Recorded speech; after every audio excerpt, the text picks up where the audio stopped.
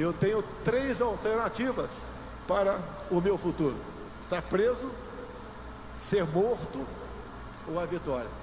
E agora, qual que vai ser o destino do Bolsonaro? Bom, a vitória ele já não teve. A morte, a Deus pertence. Mas a cadeia depende, isso sim, dos rumos políticos do Brasil e do funcionamento das instituições. Bolsonaro vai ou não responder por seus crimes? Esse vai ser o tema de hoje do nosso Café com Bolos. E aí, tem tempo para um cafezinho?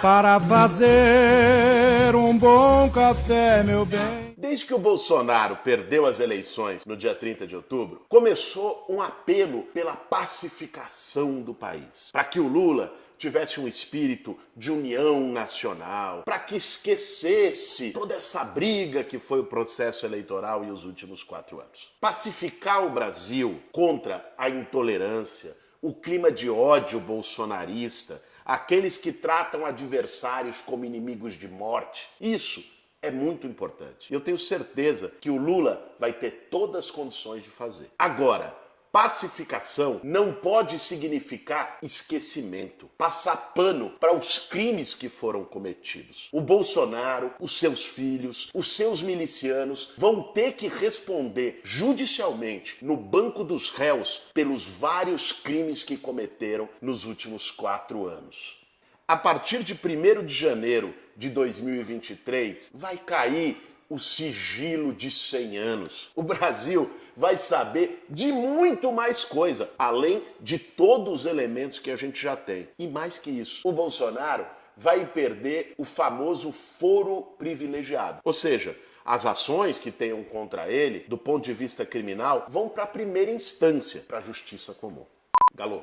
Cara, fala coisa do sigilo de 100 anos. Mas nem precisou ainda abrir o sigilo. Só lá no governo de transição, eu tô lá no CCBB, em Brasília, tal, na parte de cidades. Cara, é impressionante. As informações estão chegando, que em tese são informações públicas. Chega lá, obra para contenção de encostas, drenagem para enchente. O que precisava para manter obras em andamento era 40 milhões. Os caras deixaram 2 milhões. Obras de saneamento era 580 milhões. Eles deixaram 18 milhões. Ou seja, é terra arrasada. E aqui nós estamos falando da gestão pública. Não estamos falando nem da atitude criminosa dele, dos filhos, da turma dele. Os caras devastaram o Brasil. O orçamento de 2023, se for feito, se não tivesse a PEC do Bolsa Família, toda essa negociação que o Lula está conduzindo, ia parar todas as obras do país, de infraestrutura, de saneamento, de moradia popular, no fim de janeiro. Porque não tem dinheiro para um mês de obra no orçamento que eles deixaram. Imagine se só na transição, com dados que são públicos do governo, a gente já está pegando isso. Imagine dia 1º de janeiro, quando cair esse giro. E o Bolsonaro sabe que a casa dele pode cair. Tanto é que depois dele ter perdido as eleições, aliás, usando e abusando da máquina pública, grana, Polícia Rodoviária Federal parando eleitores no Nordeste, com tudo aquilo que ele mobilizou para tentar ganhar as eleições. Depois que ele perdeu, ele sumiu. O cara desapareceu, ficou embaixo da cama lá no Palácio do Alvorada, não foi para a COP27 no Egito, não se apresenta para trabalhar, o que aliás não é novidade, o maior vagabundo do Brasil, mas não faz expediente no Palácio do Planalto, largou tudo. Porque o Bolsonaro, essa hora, eu fico imaginando o que passa na cabeça dele. Ele não tinha plano B, como a fala dele de eu ganho, eu tô ferrado, no fim do dia é isso. É porque ele tem consciência clara do tamanho do rabo, do tamanho da ficha corrida que ele deixa e que agora, gente, não vai ter os expedientes que ele usou. Como que ele fez? Ele usou a presidência da República para poder segurar e impedir investigação de crime. Era indicando ali delegado da Polícia Federal aqui e acolá, lá no Rio de Janeiro, para cobertar a investigação do assassinato da Marielle, o esquema de rachadinha dos filhos dele, do Queiroz. Aí depois era fazendo um acordo lá com Aras na Procuradoria-Geral da República para não permitir que os encaminhamentos e investigações da CPI da Covid, que responsabilizavam ele e a turma dele, fosse pra frente, tá na gaveta do Aras até hoje. Toda aquela CPI, tudo aquilo que o Brasil assistiu ao vivo e ao cores, tá parado na gaveta da PGR, pela influência do Bolsonaro. Era o sigilo de 100 anos para todas as coisas, visitas, um monte de coisa. Ou seja, a partir do dia 1º de janeiro, ele perdeu todos esses recursos. Ele sabe disso perfeitamente. E como ele sabe tudo aquilo que ele fez, ele está ali, preocupado de que o destino dele logo, logo pode ser a cadeia. E para aquelas pessoas que perguntam, mas que crime o Bolsonaro cometeu? Tem pelo menos 3 grandes crimes cometidos por ele no exercício da presidência da República. Primeiro, ataque às instituições democráticas. Esse foi permanente, com fake news sobre as urnas eletrônicas, ataques ao TSE, ataques ao Supremo, defesas públicas de golpe militar, exaltação de AI-5. Ou seja, esse aí não precisa nem buscar prova. Ele produziu as provas com a própria boca durante todos os dias do seu mandato. Esse crime, até hoje, não foi julgado, não foi investigado, ele não respondeu judicialmente por ele. Segundo, interferência na Polícia Federal. Isso foi, vocês vão se lembrar, que até causou a briguinha dele com Sérgio Moro, né? Mas são quase 2 irmãos. Brigaram, depois se juntaram, tudo com padre. Mas aquilo que ele fez, que foi afastar diretor da Polícia Federal, afastar superintendente do Rio de Janeiro que investigava o filho dele, ou seja, aquilo é obstrução de justiça, aquilo é intervir diretamente em investigações. O nome disso é crime também. E em terceiro, o crime que todo o Brasil sentiu na pele, o genocídio na pandemia. Nós tivemos uma CPI que ficou praticamente durante 1 ano trazendo todos os elementos. Que chegou a descobrir até ligação disso com corrupção, com roubo de vacina e tudo mais, né? Agora, essa CPI mostrou que ele atuou junto com aquele chamado gabinete paralelo no Ministério da Saúde, sob as ordens dele, para dificultar os procedimentos sanitários, para atrasar a vacina, o famoso caso da Pfizer, mas também, não só em relação às vacinas, trabalhando contra o uso de máscaras, boicotando as medidas de distanciamento, que levou à morte de 700 mil brasileiros e brasileiras. Por isso que nós dizemos um genocídio. Isso não é forma de expressão. Morreram centenas de milhares de pessoas, não simplesmente por uma negligência, mas por uma ação deliberada do Bolsonaro. Ele tem que ser julgado pelo menos por esses crimes. Além dos vários escândalos de corrupção que aconteceram e foram denunciados no seu governo. Barra de Ouro, o cheque do Queiroz para Michele, a mansão do filho, enfim, um monte de casos, vai caber à justiça saber se tem alguma relação direta com ele ou não.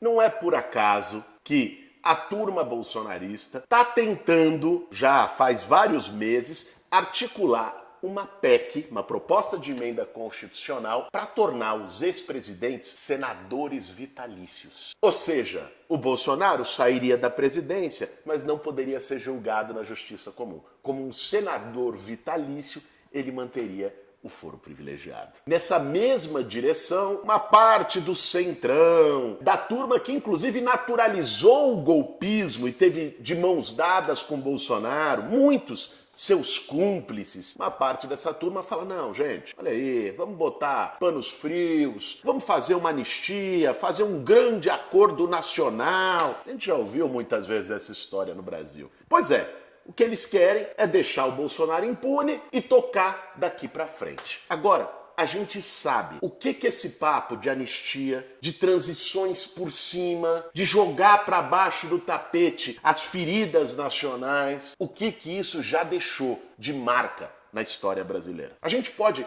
ir lá atrás e falar, por exemplo, da abolição da escravidão. A abolição da escravidão no Brasil, depois de 300 anos, ela foi uma transição por cima. Ela não significou uma reparação histórica ao que o povo negro sofreu. E não incluiu o povo negro, de fato, na economia, na sociedade brasileira. Por isso, o legado dela foi um racismo estrutural que persiste até hoje. Se nós pegarmos uma transição mais recente, que foi a transição da ditadura militar para a democracia nos anos 80, nós vamos ver esse mesmo modelo de transição por cima, de anistia geral. Ou seja, os torturadores da ditadura militar nunca, até hoje, responderam por seus crimes. E qual foi o resultado disso?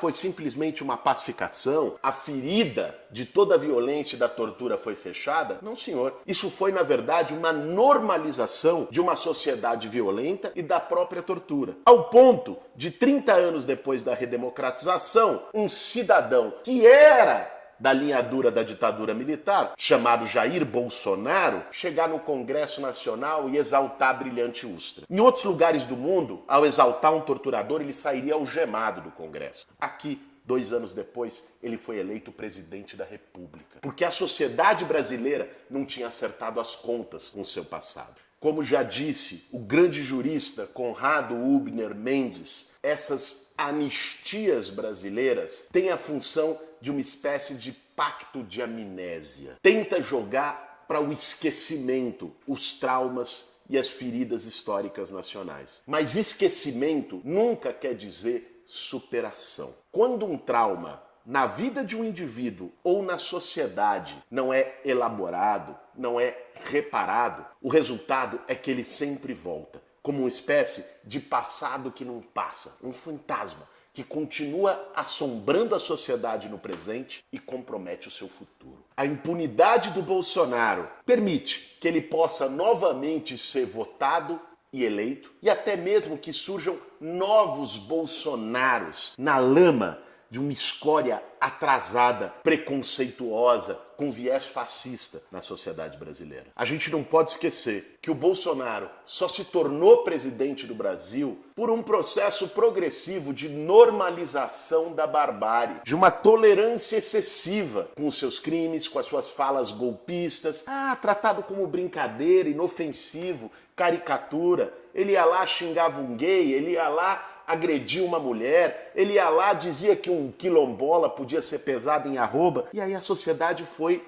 naturalizando, tolerando, incorporando isso como parte do debate público. O resultado foi um ataque quase mortal à já frágil democracia brasileira. A gente não pode se dar ao direito de cometer esse erro novamente. Por tudo isso, eu tô entre aqueles que vai lutar no Congresso Nacional, nas ruas, na sociedade brasileira, contra qualquer anistia ao Bolsonaro. Eu quero ver ele, já em 2023, respondendo por seus crimes, no banco dos réus. Ele, seus filhos criminosos e os milicianos que destruíram o Brasil junto com ele. E não se trata de vingança, se trata de reparação, de justiça, de curar uma ferida nacional. As 700 mil vidas de brasileiros e brasileiras que foram perdidas não podem ficar impunes. Esse seria um péssimo recado para gerações que vão vir.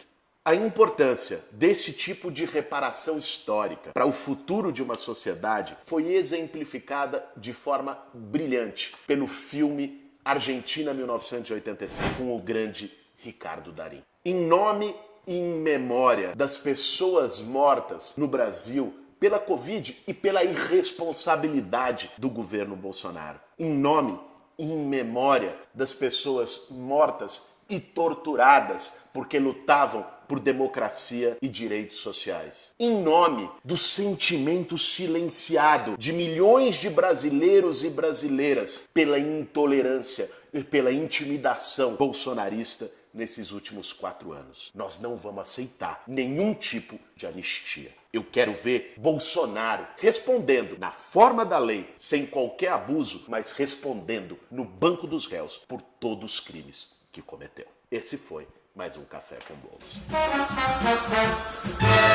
Para fazer um bom café, meu bem.